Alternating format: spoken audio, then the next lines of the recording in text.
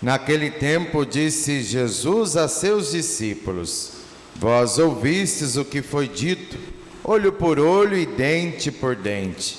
Eu, porém, vos digo, não enfrenteis quem é malvado. Pelo contrário, se alguém te dá um tapa na face direita, oferece-lhe também a esquerda. Se alguém quiser abrir um processo para tomar a tua túnica, dá-lhe também o manto. Se alguém te forçar a andar 1 quilômetro, caminha 2 com ele. Dá a quem te pedir e não vires as costas a quem te pede emprestado. Vós ouvistes o que foi dito: amarás o teu próximo e odiarás o teu inimigo. Eu, porém, vos digo: amai os vossos inimigos e rezai por aqueles que vos perseguem. Assim vos tornareis filhos do vosso Pai que está no céu. Porque Ele faz nascer o sol sobre maus e bons e faz cair a chuva sobre justos e injustos. Porque se amais somente aqueles que vos amam, que recompensa tereis? Os cobradores de impostos não fazem a mesma coisa? E se saudais somente os vossos irmãos, que fazeis de extraordinário? Os pagãos não fazem a mesma coisa? Portanto, sede perfeitos, como vosso Pai Celeste é perfeito. Palavra da salvação. Glória a vós, Senhor. Podemos nos assentar um pouquinho. Queridos irmãos e irmãs aqui reunidos nesse santuário, irmãos e irmãs que rezam conosco pelos meios de comunicação também desse santuário. Se nós prestamos atenção no Evangelho de hoje, Jesus hoje vem trazer para nós o maior de todos os desafios no que se trata ao amor cristão: amar o inimigo. Muito bonito no Evangelho, mas o grande desafio é colocar isso aqui em prática. Porque infelizmente muitos de nós já crescemos naquele ensinamento do olho por olho e por dente por dente. Ou seja, muitos de nós infelizmente já crescemos aprendendo o espírito da vingança. Se alguém te taca uma pedra, taca 2 para você dizer que você é melhor e maior do que ele. Porém, hoje Jesus nos convida a uma prática muito mais desafiadora: amar os inimigos. Quem de nós, de fato, está disposto a colocar esse pedido de Jesus na nossa vida em prática? Jesus hoje nos questiona como que nós nos comportamos diante dos conflitos. Nós sabemos que viver comunidade é uma necessidade para nós. Ninguém aqui consegue viver sozinho por muito tempo. A gente pode até se isolar por um tempo, mas é necessário que a gente viva em comunidade. Faz parte, está no nosso DNA de ser humano e principalmente de cristão. Porém, a gente sabe dos desafios de se viver comunidade.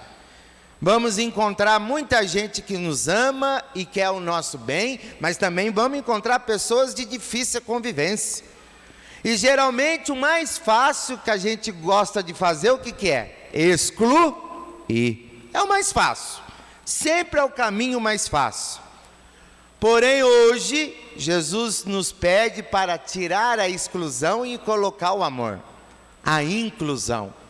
Porque o próprio Jesus vai dizer no Evangelho: é muito fácil falar que você ama aquele que te ama. Nós somos danados, a gente sempre gosta das pessoas que falam aquilo que a gente quer ouvir. A gente sempre ama as pessoas que fazem aquilo que a gente quer que faça para nós. Aí é que está o verdadeiro desafio de ser cristão. É justamente amar aquele que é o diferente, aquele que conflita. Aí que está o desafio de ser cristão. Eu vejo que o amor aqui deixa de ser uma palavra água com açúcar, né? Aquela coisa do lirismo, e passa a ser um desafio de ser cristão.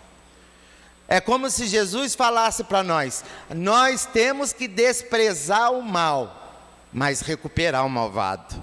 Aí é que está o desafio nosso de cristão, que Jesus nos convida no domingo de hoje e na nossa vida.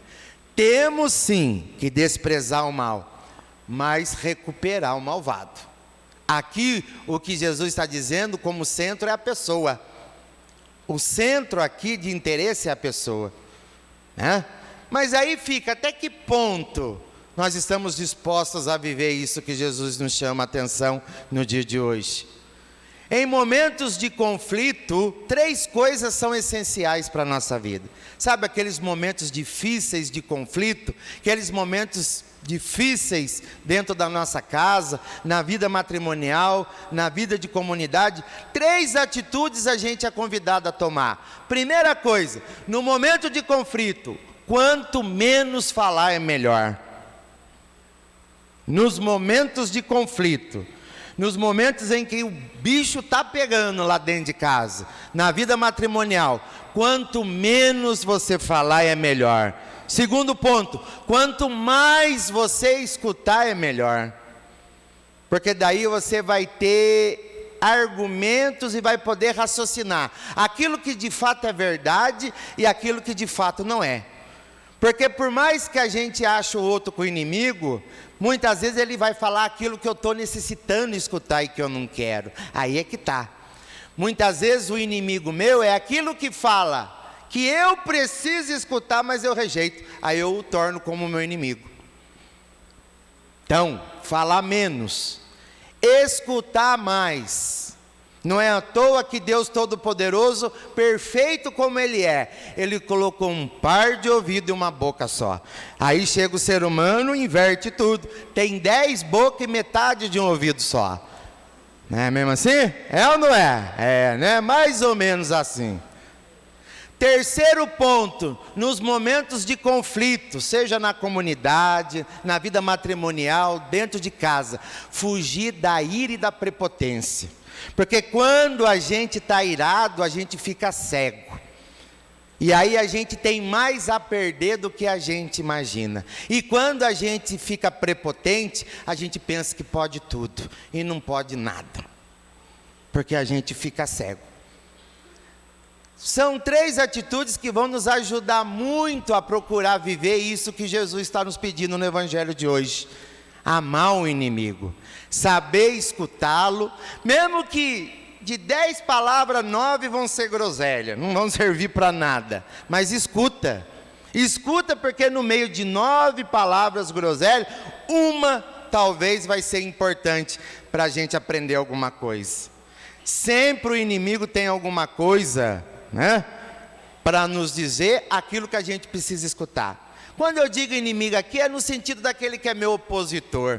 Não devemos ter inimigos. Temos opositores muitas vezes. Gente que não concorda com aquilo que a gente pensa. Mas aí é que está a lindeza da comunidade, a lindeza da família e da vida matrimonial. Somos diferentes. E se a gente usar de sabedoria, toda a diferença que eu tenho e o companheiro tem, a companheira tem, vamos unir naquilo que é bom para construir coisa melhor. Ao invés da gente viver se duelando, viver se conflitando. Vamos ver o que eu tenho de bom, o que o Espírito Santo me deu de bom, de sabedoria, me deu de bom, de carisma e dom. O que Deus te deu de carisma? Vamos juntar para crescer.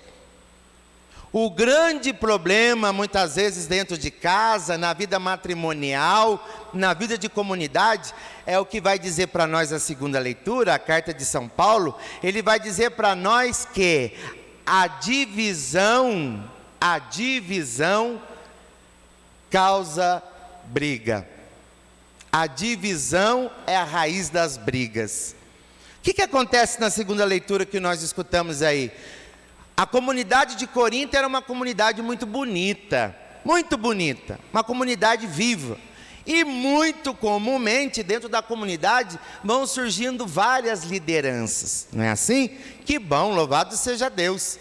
Porém, o que começou a acontecer dentro da comunidade de Corinto? As pessoas, ao invés de se apegarem a Jesus, começaram a se apegar às lideranças. E aí começou a formar grupos separados. Eu sou de Paulo, eu sou do fulano, eu sou do grupo do cicrano. E o que aconteceu? Começaram as discussões, começaram as brigas. E aí, o que começa a surgir? A divisão. Coisa mais triste quando a gente deixa a divisão criar raiz dentro de casa, no seio da família. Olha, todos nós aqui temos dons maravilhosos. Todos nós aqui temos carismas maravilhosos que o Espírito Santo dá para nós. E aí então Paulo dá um exemplo bonito da comunidade. A comunidade é como se fosse uma construção, um templo, em que cada cristão é um tijolinho. Porém, quando começam-se as brigas, é como se colocasse uma bomba nesse edifício, e aí começa a divisão, a explosão. Por isso, a segunda leitura é um convite para a gente, cada vez mais, cuidar de uma coisa importante na vida da família, da comunidade, que é a unidade. Levem para casa essa pergunta: até que ponto a gente está preocupado na nossa família, no nosso matrimônio, de viver a unidade? Quando a gente tem o pai com a mãe perto de nós, é uma beleza, não é mesmo? O pai com a mãe da gente é sempre aquele ponto de unidade da família. Chega dia do pai, dia da mãe, todo mundo se reúne, aniversário. E aí uma coisa muito triste que eu constato: papai e mamãe morreu, os irmãos não têm mais tempo um para o outro, não é mesmo?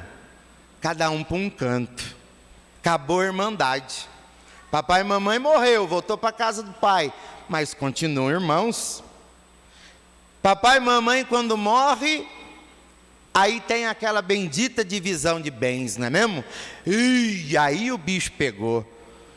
Aí a gente esquece que talvez o outro irmão de sangue meu, ele tem um pouco mais de necessidade que eu. Ah, não. Aí o papai e mamãe faz 40 anos que tem uma cadeira de 3 pernas ali no canto da casa dele. Nunca ninguém ligou para a cadeira de 3 pernas. Nem o gato da família sentava lá.